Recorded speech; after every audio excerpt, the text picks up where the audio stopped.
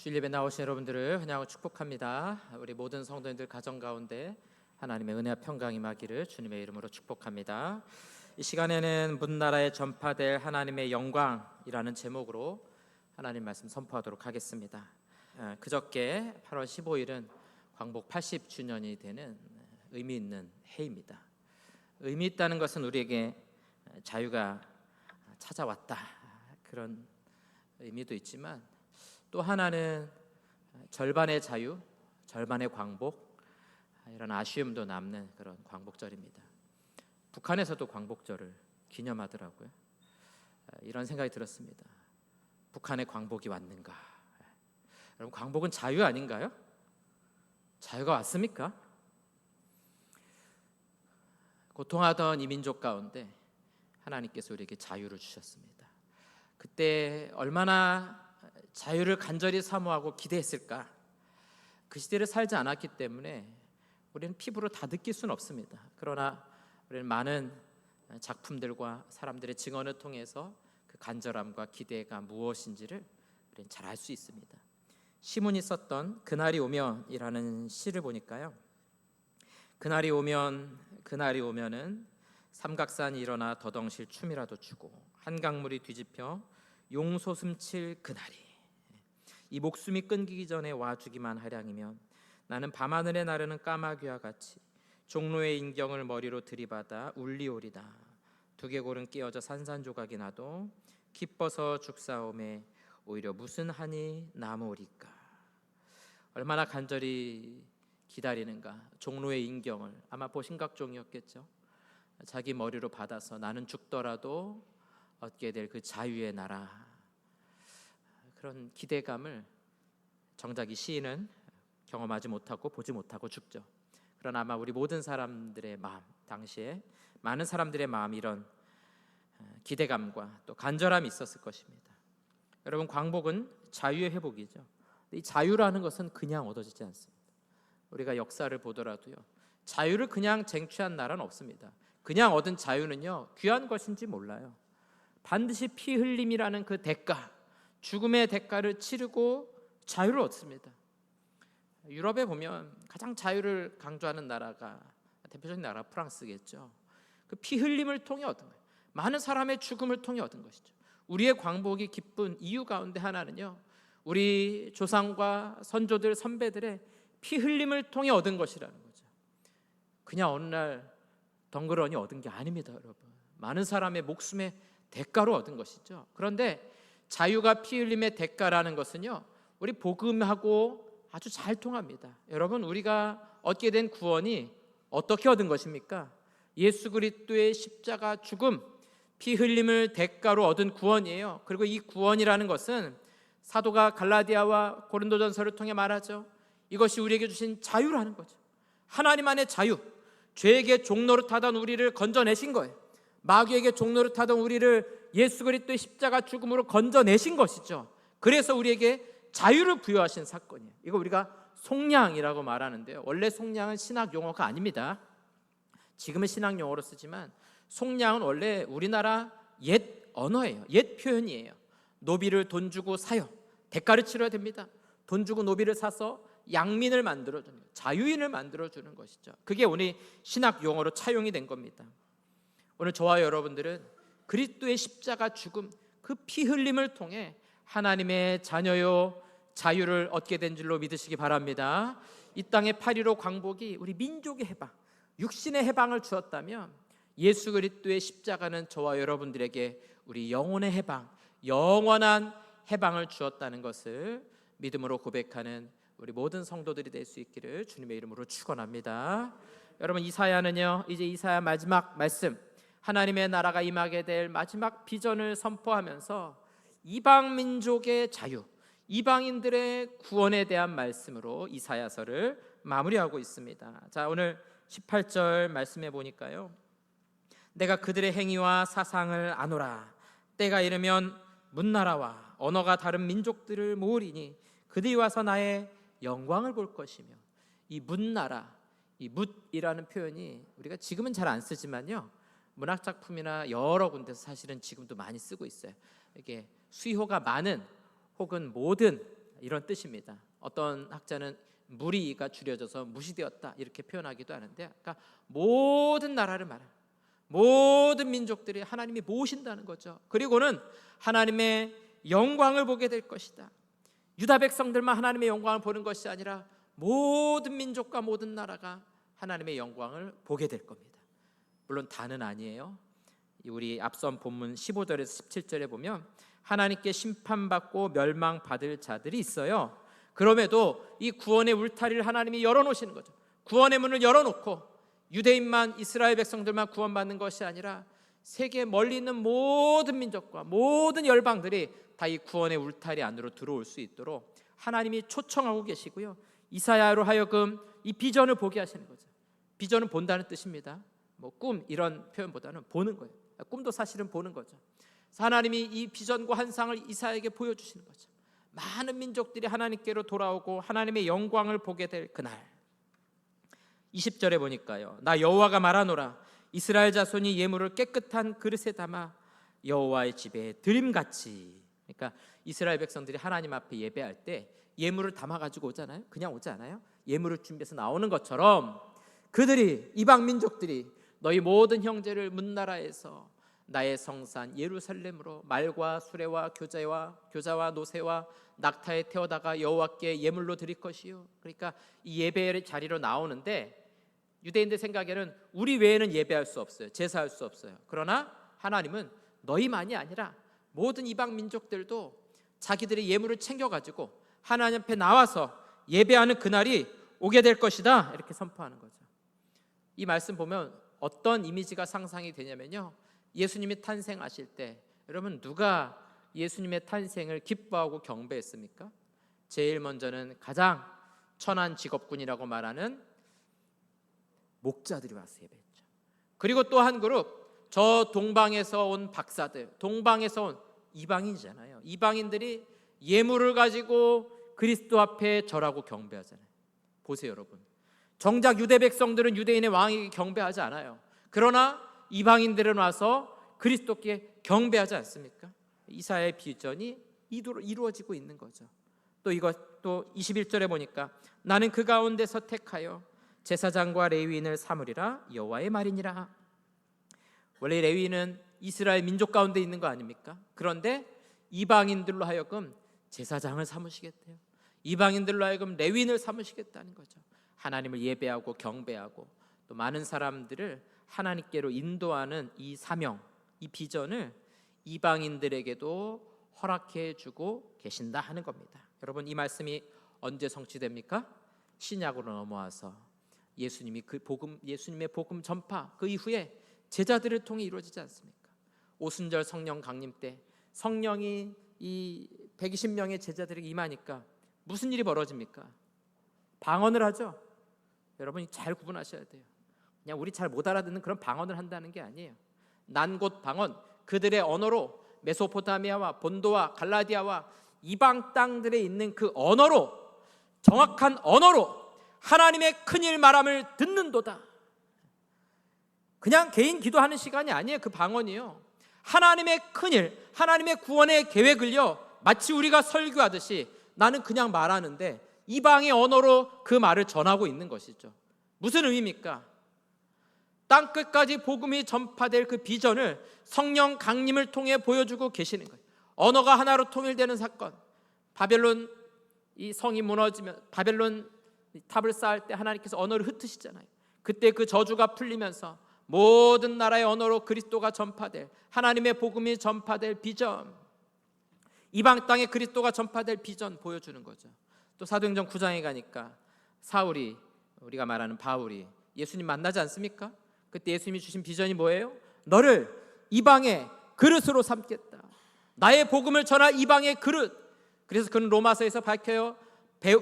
베드로는 유대인의 사도로, 자신은 이방인의 사도로, 이방을 향한 비전을 자신을 통해 이루실 것을 바울은 알았던 것입니다. 오늘 말씀하고 있는 제사장과 레위인을 삼으리라. 베드로도 베드로전서에서 성도들에게 편지를 보냅니다. 모두 흩어져 있는 성도들에게 편지예요. 하나님의 나그네라 표현하면서 뭐라고 말하냐? 너희는 왕 같은 제사장이요. 베드로가 여러분 로마에 있었습니다. 그러면서 세계 각곳에 흩어진 유대인들을 향해 말하는 게 아니에요. 우리 이방인이지만 그리스도인이 된 우리 모두를 향해서 왕 같은 제사장이요. 이다 예수님 당시에는요, 이미 레위 지파가 정확하게 레위인지 알 수 없어요. 이미 400년 넘는 시간 동안 다 흩어져 버리고요. 에스라 때 복귀하면서 보니까 레위인의 족보에 이름이 들어가 있는지 안 들어가 있는지 찾을 수도 없는 시대가 되었습니다. 헬라 제국이 통치하면서 이미 레위 지파는요 다 섞여 버려요. 진짜 레위인은 존재하지 않아요. 오히려 하나님께서 이방 민족 택한 백성들을 레위인으로 삼으시고 제사장으로 삼으시고 이 땅의 복음을 증거하게 만드셨죠. 오늘 이사야의 비전이 신약 성경을 통해 이루어진 것이죠. 또 예수님이 다시 오시는 그날, 우리 주님이 오셔서 이 세상이 하나님의 나라가 완성될 그날에 이 비전이 완전히 성취될 겁니다. 모든 사람이 하나님의 영광을 보게 될 것입니다. 우리는 그 이사야의 비전, 또 그리스도를 통해 이루어지기 시작한 이 비전, 마지막 날에 이루어질 이 비전, 그 중간을 살아가면서 오늘 이사야에게 주신 이 하나님의 말씀이 이루어지도록 하는 것이 오늘 저와 여러분에게 주신 비전이요 또 사명인 줄로 믿으시기를 바랍니다. 여러분, 이 말씀이 어떻게 이루어지고 있습니까? 오늘 저와 여러분들에게 이루어진 사건으로 보고자 합니다. 여러분, 우리 민족은요 거의 5,000년 오랜 세월 동안 무속신앙 가운데 세워진 나라예요. 단군 신화부터 시작해도 좋고요, 여러 가지. 지금도 여러분 우리 가정마다 무속의 뿌리가 얼마나 강합니까? 조상 제사 지내는 거 유교 뿌리라고 생각하십니까? 무속의 뿌리에서 시작하는 거예요. 우리나라는 독특하게요, 어떤 종교가 들어와도 무속과 결합합니다. 불교가 들어온 지 오래됐죠? 그런데 불교도요, 우리나라 불교는 외국 불교하고 다릅니다. 무속 신앙하고 이게 결합이 되는 거예요. 막 백일기도 천일기도 하잖아요. 이게 무속 신앙하고 연결이 되는. 심지어 우리 기독교 신앙도요 무속하고 연결이 돼요. 무속 신앙의 영향을 받은 흔적들이 우리 기독교 안에도 많이 남아 있습니다. 자, 이런 이 무속 중심의 국가, 개인뿐만 아니죠. 사회 곳곳에 뿌리 내리고 있어요. 요즘 과학의 시대 무슨 기독교인들이 하나님을 믿고 그러냐, 신을 믿느냐 그렇게 비웃잖아요. 정작 자신들 어떡합니까? 우주로 비행선을 날려보내면서 돼지 머리 놓고 거기다가 절합니다. 여러분, 그 문화 아닙니다. 착각하시면 안 돼요. 큰 건물, 높은 건물 짓는데요, 돼지 머리 실을 또 놓고 거기서 절한다고요. 이런 모순이 어디 있습니까? 그런데 무속으로 오랫동안 살아왔던 이 민족 가운데 하나님께서 복음을 보내주시잖아요. 140년 동안 이 땅에 복음이 전파되고 지금은 강력한 복음의 선교 국가로 하나님께서 우리 민족을 사용하지 않으셨습니까? 선교사가 최근에 좀 줄긴 했지만 여전히 우리 대한민국은요 선교하는 일에 힘쓰는 나라예요. 하나님께서 이 민족을 택하셔서 오늘 말씀과 같이 제사장으로 삼으신 거예요. 여러분, 이 말씀이요 우리에게 오늘 이루어진 거예요. 우리가 오늘 이 부르심 앞에 부름받은 민족이 되었다는 것이죠. 제가 요즘에 홈페이지에 우리 단기 선교 사진들을 이렇게 쭉 올리고 있습니다. 여러분 들어가셔서 선교의 카테고리에 가면 단기 선교 앨범이 있어요. 거기에 이제 보시면 2012년, 13년 정도까지 지금 올라왔을 겁니다. 1995년부터 우리 교회가 단기 선교를 갔습니다. 필리핀, 대만, 러시아, 캄보디아, 인도, 태국, 네팔, 미얀마, 사이판. 우리 교회만 봐도요 하나님께서 우리를 제사장 나라로 삼으신 거예요. 제가 제사장 나라라고 부른 것은 이 국가라는 의미에서가 아니라 하나님이 택하신 민족이라는 의미에서 제사장 나라라는 것이죠. 우리 교회도 이 일에 하나님이 사용하고 계신 것이죠. 우리 민족을 통해 이 일들을 이루어가고 계신 겁니다. 복음이 들어온 지 140년이 됐어요. 우리 금요일에 광복절이었지만 광복 80년, 또 그 이후에 6.25 전쟁을 통해 이 땅이 세계에서 최극빈국이었습니다. 풀뿌리를 캐먹고 살아야 되고요, 산은 다 벌거숭이가 됐습니다.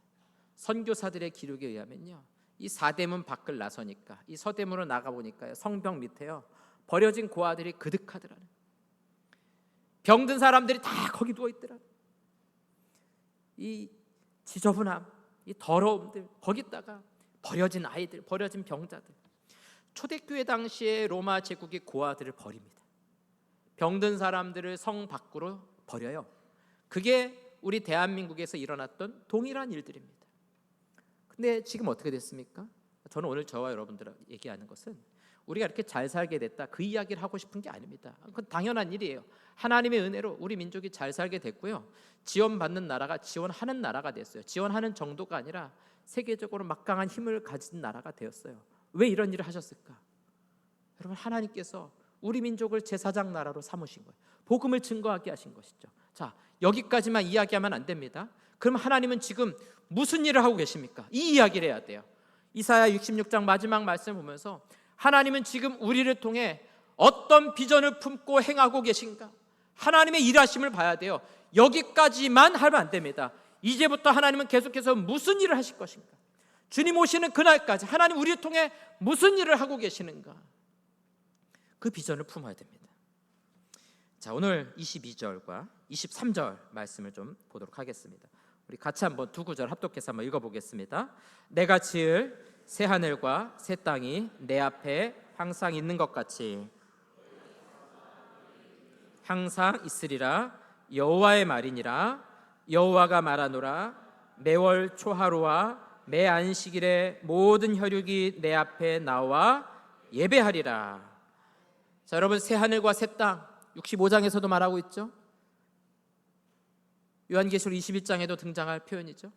새 하늘과 새 땅은요, 새 예루살렘과 함께 등장해요. 이거는 우리 주님이 오실 날 이루어질 하나님의 나라의 완성의 비전을 보여주는 거죠. 자, 그런데 이 비전 앞에 23절에 보니까 매월 초하루와 매 안식일에 모든 혈육이 내 앞에 나와 예배하리라 이렇게 말하죠.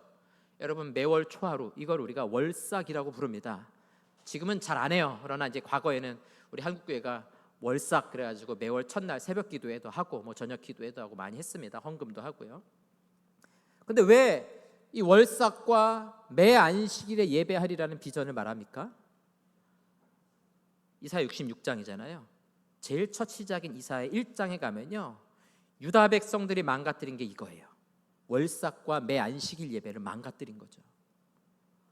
안식일을 거룩하게 지키라 그랬잖아요. 그걸 무너뜨리는 겁니다. 어떻게 무너뜨리냐? 예배를 안 가는 건 아니에요. 제사를 안 하는 건 아니에요. 그러나 마음이 없습니다. 형식의 예배예요. 형식. 오죽하면 말라기 선지자가 뭐라고 말합니까? 문 좀 닫아라. 성전 문 좀 닫아라. 나는 저 가증한 자들이 예배를, 제사를 받고 싶지 않다. 제사가 없는 거 아니에요. 있어요. 그러나 하나님 의지하고 신뢰하지 않습니다. 형식만 남은 제사이고 예배인 것이죠. 나는 수많은 짐승들의 그 태우는 연기, 난 그 냄새 맡고 싶지 않다. 내가 살인자도 아니고 이 수많은 짐승의 피를 뭐가 좋겠다고 받겠느냐. 여러분, 우리의 신앙이 무너지는 첫 번째는요, 예배가 무너지는 겁니다. 다른 데 있지 않아요. 여기 계신 여러분들 예배 잘 드리시고 봉사도 잘 하시죠? 헌금 생활 잘 하시죠? 여러분, 작정하고 주일 예배 몇 번 안 드려 보십시오. 금방 신앙 무너집니다. 그거 오래 가지 않아요. 또 하나, 예배 드리긴 드려요. 그러면 사모하는 마음 있으세요? 여러분, 정말 예배 가운데 하나님의 영광을 보십니까? 정말 주님 만남에 감격이 있으세요? 정말 그리스도에게 사로잡혀 있으세요? 여러분, 이 예배에 그리스도가 빠지면 아무것도 아니에요. 우리가 찬송하고 말씀 들어도요, 그리스도를 만나지 못하면 이 아무 의미 없는 형식 아닙니까? 마귀가 원하는 거 그거예요. 주일 예배를 못 드리게 하든지, 예배는 나오지만 껍데기만 나와 있는 거죠. 마음은 온통 딴 데가 있는. 하나님 뭐라고 말씀하세요? 예배당 문 좀 닫아라. 제발 좀 못 들어오게 해라. 아마 말라기가 지금 이 시대에 선포했으면 그럴 거야. 찬송 좀 부르지 말아라. 헌금 좀 하지 말아라. 난 듣고 싶지 않다. 뭐가 빠지면 그렇습니까? 그리스도의 십자가가 없는 예배예요. 그리스도의 구속의 능력, 정말 이 말씀에 사로잡히지 않은 예배, 몸은 와 있지만 하나님의 영광을 경험하지 못하는 예배. 오늘 그런 유대 백성들 앞에 하나님은 나는 모든 민족을 부를 것이다. 그들이야말로 참된 예배를 나에게 드릴 것이다. 이 비전을 이사야에게 보여주고 있는 것입니다. 유다를 넘어서 문나라 모든 열방이 하나님께로 돌아와 하나님을 예배하게 될 그날, 사랑하는 성도 여러분, 하나님께서 오늘 저와 여러분들을 문나라 가운데 불러주셔서 하나님께 예배하게 하신 줄로 믿습니다. 하나님의 영광을 보는 우리 성도들 되시기 바랍니다. 하나님의 은혜를 경험하는 우리 성도들 될 수 있기를 주님의 이름으로 축원합니다. 살아있는 예배를 드리셔야 돼요. 주님 만남의 예배를 드리셔야 됩니다. 간절히 기대하는 마음 가지고, 목마른 심령을 가지고, 심령이 가난한 자는 복이 있나니 천국이 저희의 것이요. 여러분, 심령이 가난한 자로 우리 주님 만남에 감격이 있는 우리 성도들 될 수 있기를 주님의 이름으로 축원합니다. 이 하나님의 부르심, 그리고 이 하나님께서는 우리로 하여금 문나라들 많은 열방이 하나님 앞에 돌아올 수 있도록 저와 여러분들을 제사장 나라로 불러주셨다는 사실입니다. 이제 오늘 우리에게 주신 비전, 우리에게 보여주시는 비전은 무엇인가? 우리가 이 예배자로 부름받게 된 것을 넘어서 이제 많은 사람들을 하나님 앞에 예배자로 부르는 일, 우리에게 주신 사명이에요. 저와 여러분들이 이 비전을 보았다면요, 이 사명에 동참해야 되는 것입니다. 부름받은 자들의 삶의 태도라는 것입니다. 오늘 이 이사야 66장, 오늘로 이제 이사야 말씀이 끝나는데요, 우리 성도들에게 두 가지 비전을 함께 보고 함께 공유하기 원합니다. 첫 번째 비전은요, 우리 광복절을 맞이하면서 북한 땅을 향한 비전을 우리가 함께 보았으면 좋겠습니다. 우리가 광복의 자유를 얻었어요. 그러나 여러분, 북한 땅에는 여전히 자유가 없습니다. 육체의 자유만 없는 것이 아니라 신앙의 자유도 없죠. 여러분, 그리스도의 피 흘림, 우리를 자유케 한 이 사건이요, 우리에게는 너무나 큰 감격이에요. 그러나 북한 땅에 있는 수많은 우리의 동포들, 지하교회 성도들에게는 여전히 이 그리스도의 자유, 그리스도의 피 흘림의 능력이 그들에게는 여전히 작용하지 않는 것처럼 보여요. 얼마나 안타깝습니까? 물론 그곳에서도 하나님의 능력의 역사는 나타나지만 여전히 자유를 얻지 못한, 여전히 광복이 오지 않은 어둠의 땅이라는 것 아닙니까? 여러분, 우리나라 여권이요, 세계 여권 파워 2위랍니다. 못 가는 나라가 없다는 거, 어디든 다 간다는 거죠. 그런데 못 가는 나라가 하나 있습니다. 어디입니까? 가장 가까운 땅인데 못 가요. 걸어서도 갈 수 있는 땅인데 못 갑니다. 돌아와야 될 문나라가 어디입니까? 우리 바로 머리 위에 있는 가장 가까운 나라, 그러나 가장 복음 전하기 어려운 나라, 여러분, 그 나라, 우리 북한의 동포들이 하나님을 예배하고 하나님의 영광을 보게 될 그날, 오늘 저와 여러분들이 사모하고 그날을 기대하셨으면 좋겠습니다. 토마스 선교사가 대동강변에서 순교하게 되죠. 제네럴 셔먼호를 타고 통역으로 오게 됩니다. 오래전부터 준비했어요. 성경책들을 준비합니다. 그리고 그 성경책을 대동강변을 따라오면서 뿌려요. 대동강에서 죽을 때만 뿌린 것이 아니라 강변 올라오면서 계속해서 성경책을 뿌립니다. 그리고 모래톱에 자초하게 되죠. 그리고 불이 붙어서 배에 있던 사람들이 다 나올 때 평양에 있는 수군들이 다 죽입니다. 박춘권이라는 사람이 토마스 선교사를 칼로 죽이죠. 칼로 죽일 때까지 마지막으로 선교사님이 했던 건 뭐냐면은 성경책을 던지는 거였어요. 여러분, 토마스 선교사의 비전이 무엇이었을까요? 조선 땅, 평양 땅에 복음이 전파되는 거였겠죠. 그는 못 봤습니다. 못 봤어요. 육체로는 못 봤어요. 그러나 믿음의 눈으로 본 거죠. 그게 비전입니다. 12살 최치량이라는 아이가 성경책을 3권을 주워갑니다. 종이가 귀하잖아요. 무서워서 부들부들 떨어요. 그러다가 박영수라는 사람에게 이 성경책을 줍니다. 박영수가 보니까요, 종이가 귀한 시대, 종이가 좋아요. 우리 성경책도 종이가 질이 좋지 않습니까? 그래서 자기 집을 도배합니다. 아유, 종이가 아주 좋네, 잘 붙네 하고 자기 방을 예쁘게 도배를 착 합니다. 그리고 나서 이 12살 최치량이 어른이 됩니다. 박영수의 집을 사요 여관으로 바꿉니다. 세월이 흘러 사무엘 마페 선교사와 한석진 목사님이 평양에 선교하러 옵니다. 여러분, 평양은요, 조선 두 번째 도시였어요. 두 번째로 클 뿐만 아니라 기생의 도시, 환락의 도시예요. 복음이 필요한 도시 아니에요. 이곳에 복음을 전하겠다. 이 북장로교에서 파송을 해가지고 가서 하는데요, 여관을 잡아야 되잖아요. 여관을 잡았는데요, 여관에 들어가서 방을 봤더니 뭐가 있습니까? 온통 성경으로 도배가 딱 돼 있는 거예요. 깜짝 놀랐겠죠. 복음 전화를 하는데 이미 성경이 도배가 돼. 토마스 선교사를 죽였던 박충권이 예수님 믿고 조사가 되죠. 그리고 최치량, 박영수가 다 예수님을 믿습니다. 그리고 그 집을 사서 마페 선교사님의 집이자 신학교, 평양신학교를 거기서 출발합니다. 총신대, 장신대가 여기서 출발하는 거예요. 그리고 그 교회가 널다리꼴 교회가 됩니다. 이후에 장대현 교회가 되죠. 1907년도에 여기서 평양 대부흥운동이 일어납니다. 평양 인구의 10분의 1이 예수님 믿어요. 주일이 되면요 다 문 닫습니다. 다른 가게들까지 다 문 닫아버려요. 기생과 환락의 도시가요 거룩한 도시가 됩니다.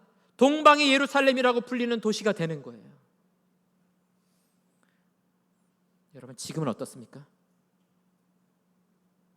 장대현 교회가 있던 자리에 김일성 부자 우상이 딱 서 있습니다. 거기 가서 다 절해요. 남한에서 목사님들이 가면 절은 안 해도 되니까 꼭 헌화라도 하래요.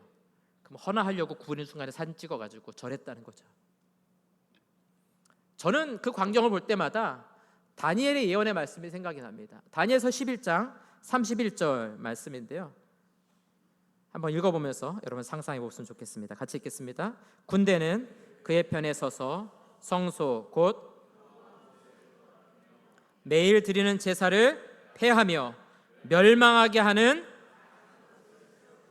뭐가 섰습니까? 멸망하게 하는 가증한 것. 예수님께서도 이거 인용하셔서 말씀하시죠. 멸망에 가증한 것이 서거늘. 보니까 이 말씀이 언제 이루어지냐면요, 헬라 제국 시대 에피파네스가 애굽으로 전쟁을 하러 갑니다. 패해요. 왔다 갔다 하면서 예루살렘 성전에서 무엇을 하느냐, 예루살렘을 정복하고 거기 보니까 성전이 있어요. 성전에다가 제우스 신상을 세웁니다. 그리고 유대인들이 절대로 먹지 않는 돼지를 거기다 바쳐요. 돼지피를 갖다 뿌립니다. 이게 멸망에 가증한 것이. 여러분, 하나님을 예배하는 성전에 제우스 신상이 섰어요. 멸망에 가증한 것. 저는 이 말씀이요, 북한 땅 김일성 동상처럼 보여요. 저만 그렇게 보입니까? 하나님을 예배하고 동방의 예루살렘으로 만들었던 그곳에 이제는 우상이 서 있습니다. 하나님은 이 멸망에 가증한 것을 반드시 무너뜨리리라 믿습니다. 어느 시대 할지 몰라요. 그러나 하나님은 자신을 섬기지 않고 이 세상에 있는 피조물을 섬기는 것들을 그냥 두지 않으신다는 거예요. 반드시 멸하시고 반드시 멸망시키신다는 것이죠. 오늘 저와 여러분이 가져야 될 비전이 무엇일까요? 멸망에 가증한 것이 서 있는 그곳에 그것이 무너지고 하나님을 예배하는 찬송이 울려 퍼지게 될 줄로 믿습니다. 이것이 여러분 우리가 가져야 될 비전 아니겠어요? 말씀을 시작하면서 시문의 그날이 오면, 제가 이 시를 보면서 이걸 우리 북한 평양 버전으로 바꾸면 좋겠다, 그런 마음이 들었어요. 이렇게 읽어봤어요. 그날이 오면 금수산이 일어나 더덩실춤이라도 추고, 평양에 있는 산입니다. 대동강물이 뒤집혀 용솟을 칠 그날이 이 목숨이 끊기기 전에 와주기만 하량이며. 여러분, 누가 북한 땅을 위해 이렇게 간절하게 기도할 수 있을까요? 물론 북한 땅을 위해 선교하는 나라들 많이 있겠죠. 그러나 여러분, 우리 혈육 아닌가요? 우리 민족 아닌가요? 여전히 우리 헌법에는 한반도 전체가 우리 나라입니다. 저는 어릴 때 우리의 소원은 통일, 우리의 소원은 통일, 지금 안 부르죠? 여러분의 소원은 뭐예요? 아이들 키우는 가정. 우리의 소원은 의대 진학이죠? 우리 청년들 키우는 가정. 우리의 소원은 아이들 빨리 집 마련하는 거죠? 우리의 비전이요, 다 우리 자신에게 가 있어요. 우리 가정에 머물러 있어요. 여러분, 진짜 예수님 만난 사람은요, 나에게 머무르지 않습니다. 진짜 예수님 만난 사람은요, 죽어가는 영혼들을 보면 안타까우고 절망하는 마음이 있어야 돼요. 지금 여러분 20, 30대는요, 20, 30대 3분의 1은요 통일이 꼭 필요하지 않다고 생각해요. 세금 많이 내야 되잖아요. 통일하려고 그러면 각 집안에서 몇 천만 원씩 내라. 여러분 하겠어요? 안 한다고요. 안 한다고요. 우리의 혈육인데요, 그들에게 자유가 임하는 것 아무도 기대하지 않는 시대가 되어버렸습니다. 제가 신학교 다닐 때 가장 존경하는 교수님 두 분이 있었습니다. 최용석 교수님, 유흥열 교수님. 그중에 유흥열 교수님은 지금 미국 워싱턴 중앙장로교회 담임 목사님으로 이제 계시고 한국에도 종종 나오시는데요. 왜 우리 신학생들이 존경했냐면요, 이 신학교 강단은요 좀 딱딱합니다. 설교 시간에도 신학 얘기를 해요. 그래가지고 약간 딱딱해요. 근데 그분은요 설교학 교수님인데 강단에 서면요 불이 나와요. 불이 나와요. 방학이 되면요 그분은 중국으로 갑니다. 제가 설교 초청하려고 저희 교회 초청하려고 하는데 못 가신다는 거예요. 중국에 가야 돼서. 저에게도 그 설교를 하시죠.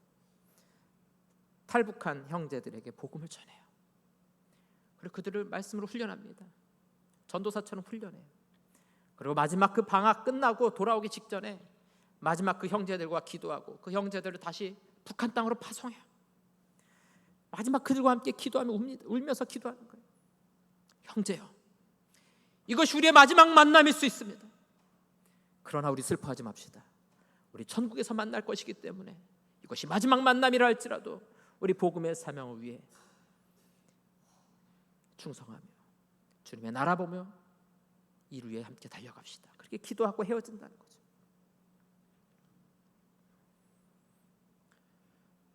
여러분, 우리는 아직 광복이 오지 않았습니다. 우리만 자유롭게 살고 평안하게 사는 것, 이거 하나님 주신 비전이 아니에요. 우리 혈육이 하나님께로 돌아오는 그날, 멸망에 가증한 것이 무너지고 모든 그리스도인들이, 남북의 그리스도인들이 함께 모여서 우상이 서 있던 그곳에서 하나님을 찬양하고 예배하며 하나님의 영광이 임하게 될 줄로 믿습니다. 여러분, 그날을 기대해 주세요. 오늘 제가 여러분들에게 드리고 싶은 말씀은 당장 우리가 무엇을 할 수 있다 없다 그 이야기를 하는 것이 아니라 이 비전을 함께 품자는 것입니다. 함께 보자는 것이죠. 이제 불가능하다 그게 아니라 하나님의 나라가 북한 땅에도 임할 것이다. 오늘 이 비전을 저와 여러분들이 함께 볼 수 있기를 주님의 이름으로 축원합니다. 마지막 두 번째 비전은요, 모든 열방을 향한 비전입니다. 북한 땅뿐만이 아니라 땅 끝에서부터 주의 백성들이 돌아오기를, 사도행전 1장 8절 말씀과 같이 예루살렘과 온 유대와 사마리아와 땅 끝까지 이르러 내 증인이 되리라. 여러분, 이 비전은 누가 보는 것입니까? 주님 만난 사람들이 이 비전을 볼 수 있는 거예요. 오늘 저와 여러분들에게 주신 비전이기도 하죠. 온누리교회 고하용조 목사님, 저는 그 전에 설교도 듣고 했지만 그분 책을 사실 잘 읽진 않았는데 우리 교회 와서 사도행전과 이사야 설교하면서 그분의 책을 보게 되었습니다. 그분이 쓴 책 중에 그의 삶을 잘 보여주는 책이 두 권 있어요. 사도행전적 교회를 꿈꾼다, 나는 선교의 목숨을 걸었다. 옥하는 목사님이 오래전에 했던 설교가 그때 못 들었는데 지금 이제 유튜브에 올라서 제가 들었는데 자기 친구 목사 이야기하면서 그러는 거예요. 한 700~800명 모일 때인데요, 온누리교회가 자기 교회 재정의 절반을 선교에 쓴다는 거죠. 그래서 옥하는 목사님이 뭐라고 하냐면 이 교회는 될 교회입니다. 교회가요, 안으로 하는 교회는 무너지게 돼 있습니다. 역사에 반드시 나타나요. 그러나 복음을 가지고 밖으로, 하나님의 사랑을 가지고 밖으로, 그런 교회들을 하나님 쓰시는 거죠. 여러분, 예수님께서 제자들에게 주신 마지막 비전, 사명, 유언이 뭡니까? 너희는 모든 민족을 제자로 삼아. 유대 안에서만 제자로 삼아가 아니에요. 모든 민족을 제자로 삼아. 온누리교회가 2007년도에 1000번째 선교사님 파송했고 2018년도에 2000번째 선교사님 파송했습니다. 우리 합동 측의 제일 큰 교회들이요, 선교사님 200명, 300명이에요. 온누리교회 10배 많습니다. 여러분, 선교는 돈 많다고 하는 게 아닙니다. 교회가 크다고 하는 게 아니에요. 우리 교회보다요 규모 있는 우리 노회 교회도요 선교사 파송 안 한 교회도 있어요. 심지어 협력 선교사님도 몇 명 안 되는 교회도 있어요. 여러분, 선교는 누가 합니까? 하나님의 말씀을 정직하게 보면요 안 할 수 없는 거예요. 그리스도를 만난 사람은요 복음을 증거하지 않고는 견딜 수 없는 겁니다. 여러분, 인생의 목적이 무엇입니까? 잘 먹고 잘 사는 거예요? 아이들에게 많은 재산 물려주는 거예요? 세상 사람들 삶하고 뭐가 다릅니까? 정말 여러분, 예배가 회복되는 이유가 무엇이냐면 예배 가운데 그리스도를 만난 사람만이 인생의 목적을 발견하는 거예요. 오늘 이사야의 말씀을 통해 저와 여러분이 우리 인생의 목적, 우리를 제사장으로 불러주셔서 많은 사람들을 그리스도께로 인도해야 될 이 비전을 함께 보고 이 비전을 함께 품을 수 있기를 주님의 이름으로 축원합니다. 오늘 두 가지 말씀드렸습니다. 북한 땅에 참된 광복이 오기를 기대하십시오. 소망하십시오. 바라보십시오. 우리 우상이 세워진 그곳에서 다시 장대현 교회가 세워지고, 아마 그 후회가 이 산정현 교회, 서초동에 있는 산정현 교회인데 제일 먼저 올라가려고 준비할 것 같아요. 그곳에서 우리 모든 남북한 동포들이 함께 하나님의 영광을 찬양할 그날, 여러분 상상만 해도 막 가슴 벅차지 않으세요? 그런 비전을 품으시고 또 저와 여러분들을 통해 온 세계 열방에 있는 많은 사람들이 하나님께로 돌아올 그날을 상상하고 꿈꾸시고 비전을 품고 하나님 앞에 헌신되며 이 일에 함께 동참하는 우리 모든 성도들 되시기를 주님의 이름으로 축원합니다.